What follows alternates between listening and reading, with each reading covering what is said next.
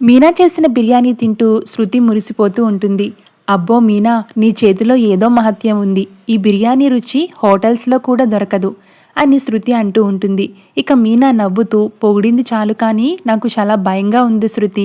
మనిద్దరం ఇలా సంతోషంగా బిర్యానీ తింటున్న విషయం అత్తయ్యకి తెలిస్తే మనకు చుక్కలు చూపిస్తుంది అని మీనా భయపడుతూ ఉంటుంది. ఇక ఇద్దరూ కూడా నవ్వుకుంటూ ఉండగా అక్కడే ఉన్న సత్యం, అదిగో ప్రభావతి వస్తుంది అంటూ గట్టిగా అరిచి చెబుతాడు. ఆ పేరు వినగానే మీనా, శృతి గడగడలాడిపోతారు. ప్లేట్లు దాచేసి ఒకరికొకరు తిట్టుకుంటూ నటన మొదలు పెడతారు. అది చూసిన సత్యం గట్టిగా నవ్వేస్తాడు. భయపడకండి, నేను ఫ్రాంక్ చేశాను అని కోడళ్లతో సరదాగా అంటాడు సత్యం. మావయ్య, మీరు కూడా మాపై ఫ్రాంక్లా? గుండాగినంత పనయిందని శృతి అంటుంది.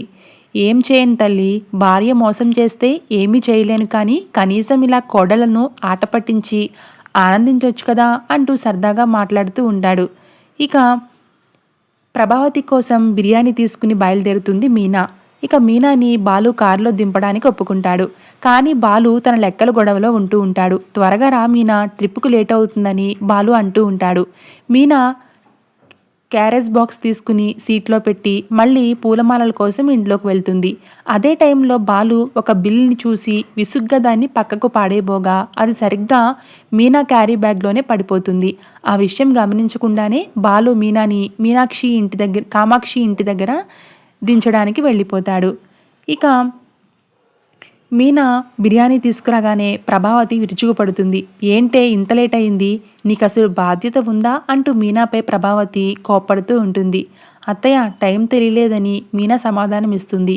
ఇంట్లో వాచ్ లేదా అని ప్రభావతి అనగానే, ఒకటి నడవడం లేదు అత్తయ్య, ఇంకొకటి లేటుగా నడుస్తుంది అంటూ మీనా కౌంటర్ ఇస్తుంది. అవును మీనా, ఈమె విఐపి కదా, 10 నిమిషాలకు 10 లక్షలు సంపాదించే గ్రేట్ డాన్సర్, అందుకే ఇంత బిల్డప్ ఇస్తుందిలే అంటూ కామాక్షి వెటకారంగా అంటూ ఉంటుంది. కోపంతోనే బిర్యానీ తిన్న ప్రభావతి దాని రుచి నచ్చిన పైకి మాత్రం మీనాని అవమానిస్తుంది. ఇది నువ్వు వండావా, హోటల్ నుంచి తెచ్చావా అని నిలదీస్తూ ఉంటుంది. మీనా ఎలాగోలా